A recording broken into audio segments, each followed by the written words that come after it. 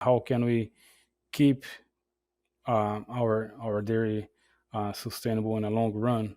So you can get some advantage by not having those practices right now, but if you don't start right now, maybe your future generation is not gonna see or is not gonna have the chance that you are having right now.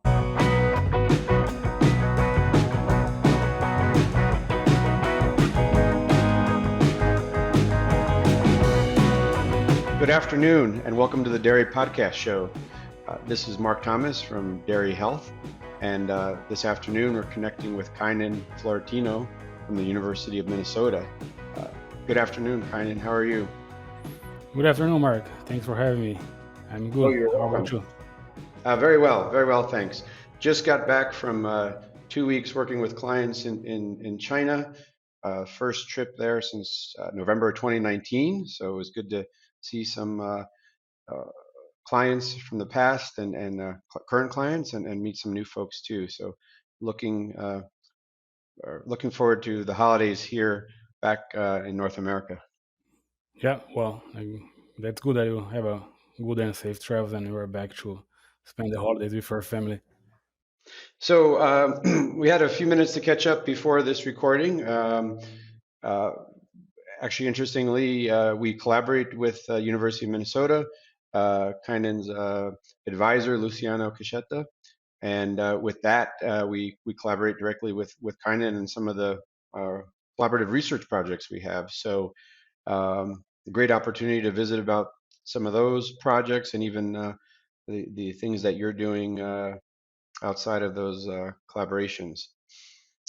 So why don't we start with give the audience a bit of a background of you're from Brazil originally and your training and studies and how you made it to the University of Minnesota. Sure, sure. Yeah, so my name is Cainan Florentino. I'm originally from Brazil.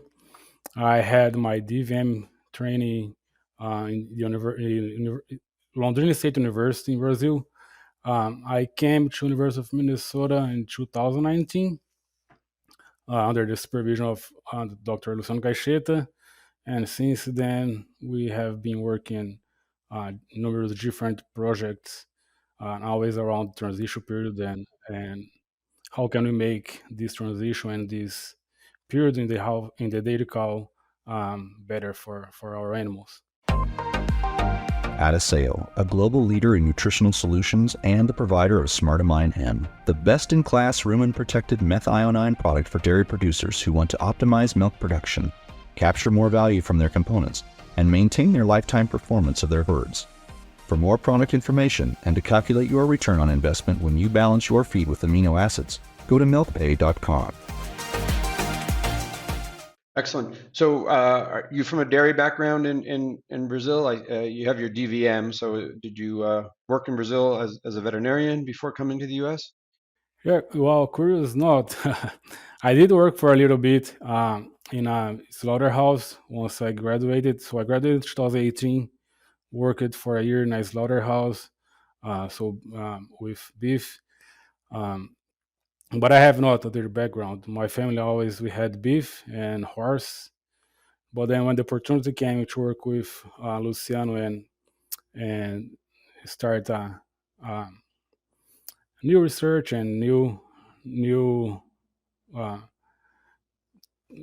um, work with dairy, I accept. And so since 2019, I have been work with Dr. Luciano. Excellent, excellent. Well, some of the most noted uh, advisors, researchers, experts in dairy, some of those grew up in inner city regions. So I always say it doesn't really matter what your background is. It's how how you got there, and many times that's some unique experiences to allow us to think outside of the box a bit. So with that, let's move on. You're doing a lot of your work with rumination, sensors, technology.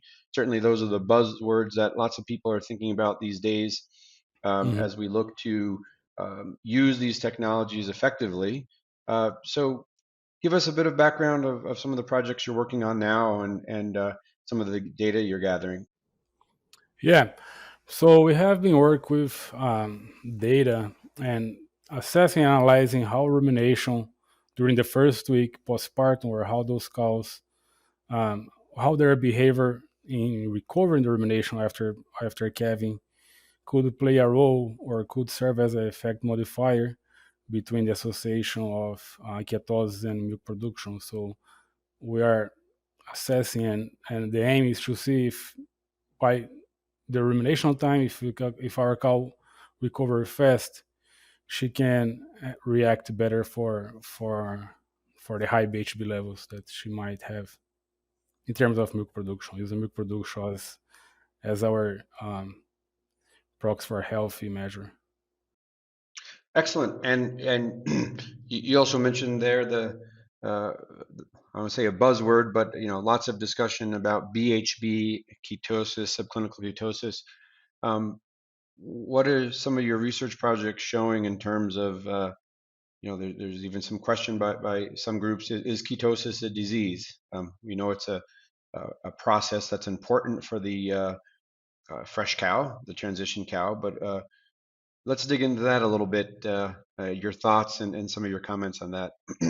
Yeah, sure. I agree when you say that high BHB or ketosis is more a process as the cow goes through. I don't see, and I'm sure in our group, our lab, we don't see it as a disease itself. We see more as a disorder or an imbalance that the cow is going through, or adaptation due to her higher demand for milk production, or like, so she has a higher demand, so she has to go through these adaptations in order to maintain her energy levels. So, given that, what are some of the projects that you're working on to address, how we address ketosis or treat it, for example? Some Hmm. of the projects we're working on are collaborative, to treat or not treat subclinical ketosis.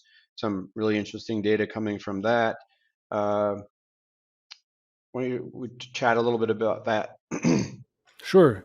Yeah, our the project that we have been collaborated together. So we have a set of cows which then were randomized among the ketonic cows, randomized to be treated or not. And what we have been seeing so far is that in terms of milk production, the treatment doesn't affect that much. Uh, of course, there are other outcomes that we have to look through and assess that. But in terms of milk production, the first 2 or 3 months, it hasn't shown any improvement when you treat the animal. Now, there was some interesting data there, some of the summary that just looked at a few days ago, where rumination had an effect, whether a cow started out with slow rumination or normal rumination. Uh, uh, so, what do you make out of that data? I mean, it seems to make sense, right? The cows that are potentially ketotic, subclinically ketotic, and ruminating well could be considered a normal process, and they're going to work through that, maybe very much like uh, transient hypocalcemia, right? Those cows are hypocalcemic, no doubt, but they're going to eat and work their way through it, and are the highest producing cows. It seems like from this data, really ketosis would be thought of as very similar. That natural process, the highest producing cows, as long as they can adapt and get through it. Right, right. Yeah, so we have trial that we did in 2000, or we started in 2020. We have a set of 955 cows from two different farms here in Minnesota. So we gather information about those cows. We measure BHB during the first week, skipping the day of calving, because we know that there is some variation, like some physiological variation the first day that could um, change or give some error in our results. So we skipped that day, collected and measured the BHB. So we had cows higher than 1.2 as normal, being subclinical hypocalcemia, and otherwise no. And then the way we look at the rumination, we check their slope. So we regress for each cow during the first week. We regress a line for this milk and rumination, And given the slope or water's effect per day or how fast she recovers per day, we then classify her as a higher, medium, or low rumination. And what we have seen so far is that those cows, as you said, that are ruminating well, and even though they are positive for ketosis, they produce even more than the, I would say, the non-subclinical, not the health cows, but the non-subclinical cows. So they're producing even more um, in terms of that in the first 3 months. When you look at the low rumination group, uh, the ketotic cows are still producing more, but then the difference was statistical significant. So, uh, in the initial emails of you accepting the invite for the podcast, one of your statements was, "I think we should think about letting cows be cows and try provide the best conditions." We were chatting a little bit about that in the beginning, but in some ways, I think about that saying and statement, and think about what can we eliminate from the fresh cow program in terms of bothering that cow. Let her freshen in and let her get eating. I just mentioned that drenching every fresh cow is still something that not very common, but still in some herds and groups in China.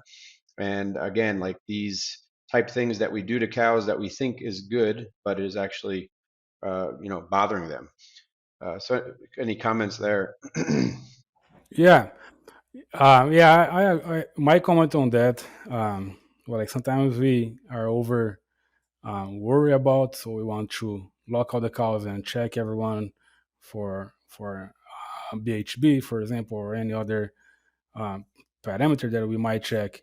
But sometimes I think the right thing to do is just let the cows be there and go to check. We have sensors nowadays that can give us alerts, or you can follow the cow from when they have a drop in rumination or some alert, and then through those alerts, go check the cows that need. And I know farmers that they don't even check for BHB anymore. uh, what they do is if the cow show any other sign of any other disease, or if they check for milk production, that cow has a drop in milk production or anything that could mean that she is in trouble or has any problem, then they would averiguate and see BHB levels and other things that they might want to check. So, uh, in terms of developing those lists for which cows to check, we work quite a bit in that area, the health index or other indexes depending on the system, to not have a list that's overwhelming, lots of cows to check, but also sensitivity and specificity. uh, so in terms of your work, what are you seeing uh, in terms of how to fine tune the sensor, because we have all this data now, obviously milk production, days in milk, and so forth. What are some of your thoughts regarding you know creating the best list to not miss a cow, but not have 100 cows locked up in the morning? Hmm. Yeah, well, that's a good question. Um, I would start and think about those cows that it's their first lactation in our herd, because so we don't have any history in that animal, so we don't know. Well, we know through genetics what she's supposed to produce or how she's supposed to be, but we don't know any records. We don't have any records in the farm. So I would start checking those first lactation animals, and from there, um, third lactation greater, I would check only if the animal, like you said, show any decrease on the health index, or if we saw a deviation on the milk or the rumination status or activity, for example. So sometimes cows that are going through some pain or some clinical signs, they will be less active and will have a drop in rumination. So I would try to target those cows instead of check everyone in the fresh pen. Excellent. And I think as more data comes from groups like yours, we'll really be able to fine tune not only what we do on the farm, but those companies can fine tune their algorithms also to really help find the more specifics of what disease, giving more diagnostic potential, if you will, because we still have those cows where okay, there's an alert, but what does she have? What's wrong with her? Can we find out? Can we make a diagnosis? Yeah, for sure, for sure. Yeah, and giving uh, this topic that we're talking about the companies to find the algorithm and target these cows for which disease they are having. We currently too we are checking rumination prepartum and see if we can check if we can see earlier it has early detection for those cows that will develop ketosis in the postpartum and being affected by decreasing milk production or any other enzymes. Um, and the results so far, I cannot share anything yet because we're very preliminary results. But it's been promising. Like we haven't seen what we are doing is checking the prepartum how the variation prepartum could affect, or if we can find a cutoff point for the variation of prepartum rumination and try to find those cows that will be a problematic cows, if you will, in terms of ketosis and milk production postpartum. Excellent. And yeah, and that's certainly the key, obviously prevention, but what can we do if we find those cows earlier? Then can we actually intervene in some way to maybe limit or decrease the risk of those diseases that are from the data potentially inevitable, or you know they've already started, and that cow's going to have a real tough time transitioning. So, what would you say, based on this research, and what you're doing currently? Uh, Obviously, herds that don't have activity monitoring in place.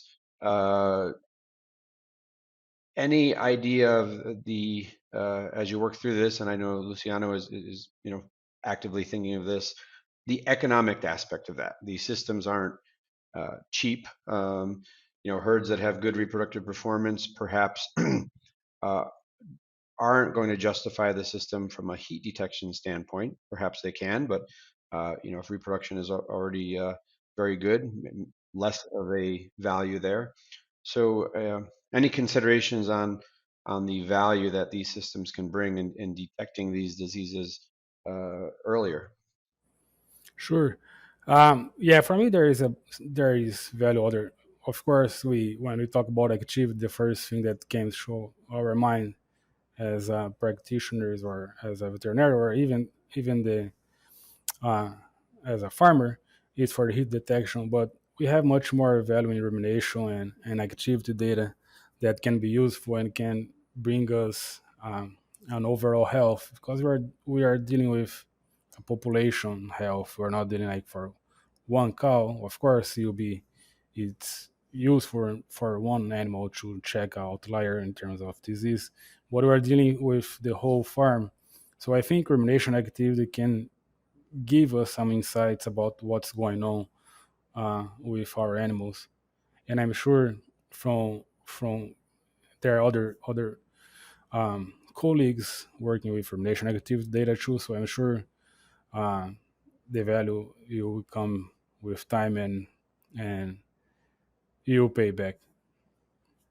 Well, I've said this a few times now on different podcasts, but what I think one thing that's really interesting is I started my career back in 1997 in northern New York and a wide range of farms, but still smaller farms where there was quite a bit of individual decisions based on a cow, whether if she's a bit thin, you breed her a bit later, so forth and so on, and as lots of expansion came into place with the lack of some technology or technology that we have today, things really went to herd based, right? Okay, Mhm. every cow is going to have her first insemination at 65 days in milk, no variation, and so forth and so on.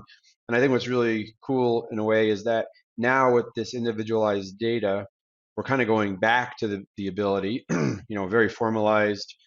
procedure protocol driven, but okay, make decisions about, for instance, reproduction, specific preventative treatments, rations, movement out of the fresh pen or not at so many days in milk on an individual basis. And I find that really interesting. We've kind of gone full circle to, smaller farms that, really individualized, maybe incorrectly, right? Uh-huh. Overanalyze that and, delayed breeding when they shouldn't have. But I think now as we gather some of this data, genomics put into there, uh, and so forth, some of the work from Julio Giordano's lab, with Emily Cisco about looking at genomics and different breeding programs based on reproductive rankings. Uh, I think there's lots of future opportunity to think of the cow as an individual again. For sure. And even when we think about the animal welfare, which is another topic that people often talk, we have other side project checking the transition between the opposite transition, the transition between being lactating animal to into the dry period, and how can we increase or give them more comfort. And in this case, we're using the estrogenic bolus that I think Lucian have talked to you too. But we are looking now in terms of this transition between lactating and during the dry period, if uh, the activity data and individualized data from that animal can bring us some insights about the welfare aspects of those animals. Yes, yeah, we actually there's a podcast here on the Dairy Podcast Show with Luciano on the Bovicalc dry acidogenic bolus. So for those listeners who, if that piqued your interest, go back a number of podcasts and you can find that discussion about some of that research. And I think that's a really good point. Also, is what are some things like just dry off there that we maybe don't think it's stressful to the cow, and perhaps it is. Some discussions also out of Lance Baumgart's group of inflammation, and is the inflammation at dry off, just drying off the cow, the inflammation in her udder significant enough to uh, start this cascade of events that lead to uh, inflammatory response and then some metabolic issues, 45, 60 days before that cow even freshens. Yeah, I'm sure, and we have similar thoughts here too. So we think Luciano will always. This is the way he teach me too. To see the transition period, often people define, and the real definition is 2 weeks before and 2 weeks after calving. But we try to see the whole picture, the transition, because we actually have true transition from lactating to dry, and then from dry to lactating again. And I'm sure like most of, or there are some problems that starts back then when we just dry the cow and then just forget, well, she's dry now, she's okay. But we might be missing some points there. I really like that comment, Kainan, that, yeah, the two transitions, right? Uh, we often joke that, in some operations or farms, the dry cows are forgotten about or out in the back 40, so to speak, and how important that ration and that time is for them. Um, so, great for our audience to think about, don't forget about those cows either. And preparing them for colostrogenesis and calving, right? Colostrum Yeah, antibody production starts well beyond the transition period and so forth. So those are all things that we can, aspects of the transition that we can affect by welfare, housing, and especially nutrition. right. Especially if you think in our modern dairy cows that at dry off they are producing 70, 80 pounds per day. So that's a lot of milk for you just to dry and just forget about those animals, right? Oh, absolutely. And with some of these technologies and more of the data, what can we do again to minimize that uh, transition stress? Really, excellent. So, future plans for you when you wrap up the the PhD program, what are long-term research goals and so forth? Is really transition health for the cow or other aspects? Well, of course, like I would like to focus and everything, but we can't be focused on everything. So yes, my plan is to still keep working into transition period, in the two transitions, like I said, like trying to minimize the dry off and giving or allow the cows have a good rest, and then the other transition. So my goal is to keep on working with that. Um, I got married, so the plan is to stay in Minnesota too, if that's a possibility after my PhD program. Excellent. And I guess let the cow be a cow, right? What can we do to keep that cow as a cow and Right. reduce some of the uh, interventions that we make on these cows. Yeah. Well, if you think like the calving episode for the animals is already like such a stressful event, and if we keep locking and trying to make them moving around the pen and chasing cows, you are just increase even more the stress that they are going through, and you can even start a new, or you can even start a new disorder there, or any metabolic issues by the stress that we cause. There was one of the dairies I visited in China. I really like their approach. We often hear that maybe from the consumer or animal welfare side that a cow perhaps only has three lactations, and they had a visitor center, and it said these are the 5 golden years, and it started with the calf and through heifer rearing, and then the cow's lactation. And I like the way the spin they put on that is instead of saying, wow, gee, a cow only lasts for perhaps 5 years or three lactations. They said these are the 5 golden years of a cow's life, and really put it in a nice perspective of the calf in a nice hutch with lots of bedding and so forth. So I think, again, as we think through this, uh, like you said, all these aspects of animal welfare comfort that then lead to a great transition, high rumination rates, and low disease. And then we can talk about the high fertility cycle and repeating that with getting pregnant quick and then lactating again, and then maybe having 6 golden years. Right?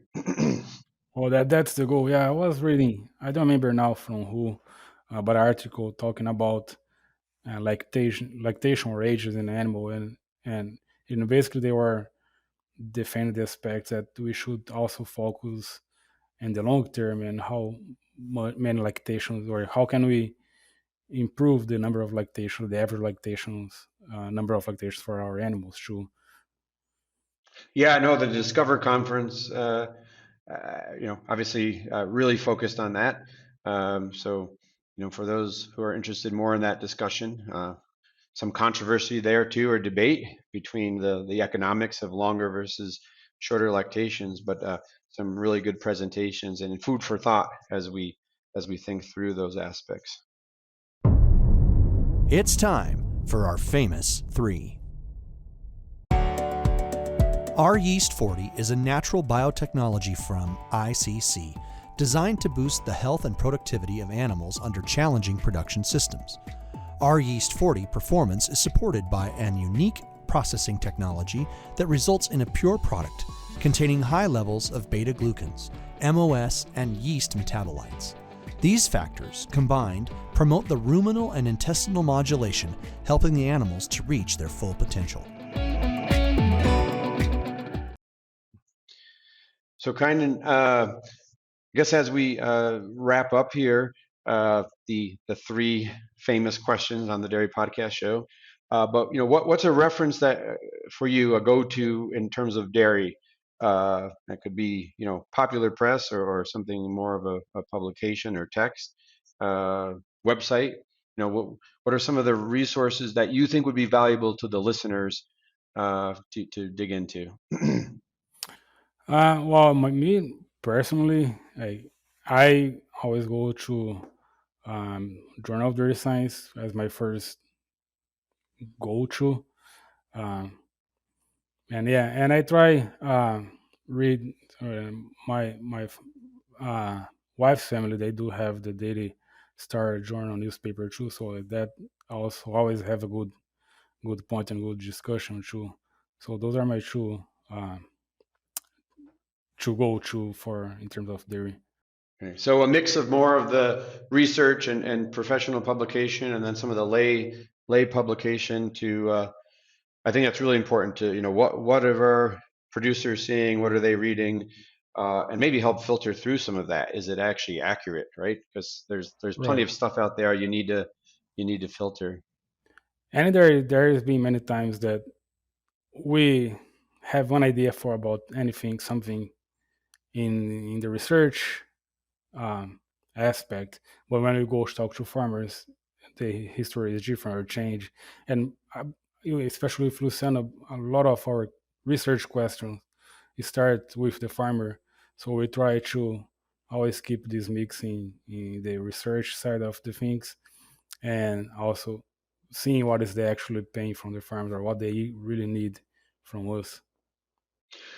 That's a great comment, Kainan. You know, the ability to take the data, take the information and research, and the logistics of applying that, right? And for the advisor consultant is knowing the dairy, and a lot of that has to work through people and training, but there's lots of good information out there. But how do you actually apply it? And is it relevant? Because many times producers will say, gee, if I implemented all the recommendations, I'd be making, 130 pounds of milk average. All of these technologies bring another pound or something. And Uh-huh. obviously they're not all cumulative. So, Right. Yeah. And I think, well, we as a scientist research, we should um, I guess help the farmers to interpret those informations through not everything that we find means that actually is going to happen in our farm. So we have like like we have the effect, or what is the effect of X and Y, but you also have the confidence intervals, or what is the actual estimate for that, or what our power. So I think we should try to uh, translate the our research in a better words, in a better way to farmers. no, absolutely. And I really appreciate those researchers who have a very practical aspect, such as in your group, of being able to convey that message to the producers, and then also work through the logistics of, okay, can we implement this or not? And I always respect the groups and the researchers that can take that science, physiology, and okay, now how do we apply it at the dairy level? Because that's not always easy to do. Yeah, I agree.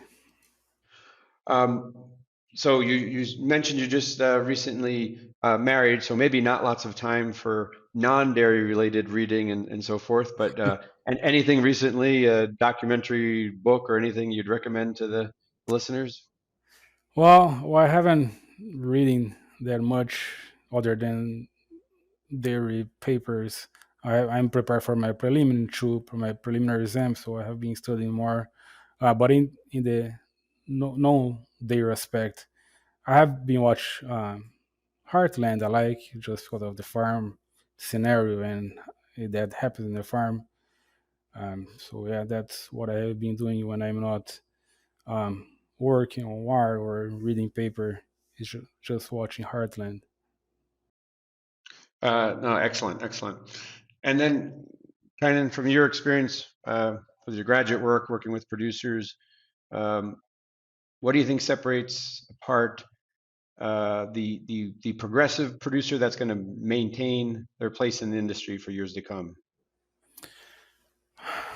That's a really good question. Um, I think we have to have a broader perspective in terms of the dairy. So of course the term sustainable is being um, everywhere nowadays. So I don't want to go much deeper in that. But I think we have to think our aspects on our farm, like how can we be implement regenerative practice that is going to lead to a better um, soil or health for our soil, and how can we keep our dairy sustainable in the long run. So you can get some advantage by not having those practices right now, but if you don't start right now, maybe your future generation is not going to see or is not going to have the chance that you are having right now to farm. Yeah, no, that's a great comment. That you gotta maintain being progressive. I look back at some of the dairies that I worked with, in northern New York when I started out, and those that have are still there, still farming, and those that aren't, and the transition of being progressive, implementing new things, continue to do what works, and maintaining relevancy in the industry. Yeah, and sometimes especially for more conservative farms, I would say it's not as easy to be open for new ideas, but I think it's very important. Like our research doesn't stop, so we have new things coming, every day. We have new cool things and things that we could implement, and it would be benefit in the long run for the farm. Uh, No, excellent comment there that you don't have to be the early adopter or the initial adopter, but you got to be the adopter at some point, right? you, Right. you, Yeah. you can't not do it, or you will not be relevant in the industry. And maybe it can be some ge- geography things too that might not work in our farm. So we have to be attempt for those things too. Like, okay, like I think it's a good point you said that you don't need to be the early adapt, but okay, if my neighbors' farms are working, so they have been doing that, why not? They can be open for someone of new tries. Yes, yeah, excellent, excellent. No, certainly. Uh, Sometimes even the data is not convincing, but what's the neighbor doing is the convincing argument. So, uh, well, Dr. Kainan, uh, I'm not pronouncing your name like a Brazilian. I can say Florentino or Spanish, but Florentino. Uh, Yeah, that's good. Good. Okay, Cainan Florentino. Um, but pleasure to visit with you, especially catch up, given some of the collaborative work we're doing, sharing that with the audience here, and look forward to your research to come. I know there's some really cool projects that you're working on in your group that we're collaborating on, and uh, some data here that we're planning to present at World Pediatrics in Mexico coming up in 2024, and again, hopefully some practical information that we could implement on the dairy. Something you can actually do tomorrow to make a difference on your dairy. Yeah, well, thanks for having me, Mark, and thanks for the opportunity and collaborate with you. It's been a learning process for me, but it's been very interesting to see our results and how everything is coming along. And like I said, hopefully, pretty soon we're gonna have new cool stuff for people to start to implement tomorrow. Yes, yeah, we look forward to that. Excellent. Well, for all our listeners, thanks for joining, whatever time of day it may be for you. Uh, Signing off here. Thanks to Cainan Florentino, Mark Thomas from Dairy Health and the Dairy Podcast Show. Have a great day.